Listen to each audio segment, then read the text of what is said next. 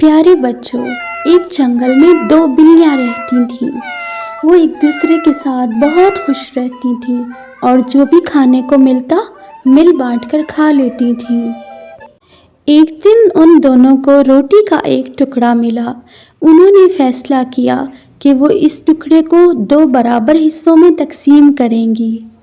मगर रोटी तकसीम करते वक़्त एक बिल्ली के हिस्से में बड़ा हिस्सा आया और दूसरी बिल्ली के हिस्से में छोटा हिस्सा आया। इस बात पर दोनों बिल्लियां एक दूसरे से झगड़ने लगी। पास ही खड़ा एक बंदर ये सब देख रहा था। उसने उन दोनों का झगड़ा ख़त्म करवाया और रोटी खुद तकसीम करने का फैसला किया। बंदर ने रोटी को बराबर तकसीम करने के लिए एक तराजू लिया, फिर उसके दोनों तरफ रोटी के टुकड़ों को रखा। अब उसने बड़े टुकड़े में से एक बड़ा नवाला तोड़कर खा लिया।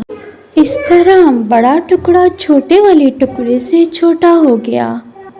अब जो टुकड़ा बड़ा था उसमें से बंदर ने फिर से एक निवाला तोड़कर खा लिया और इस तरह बंदर ने एक एक करके बिल्लियों की सारी रोटी खा ली। और बिल्लियों को एहसास हुआ कि दोनों के झगड़े की वजह से वो दोनों ही भूखी रह गई थीं।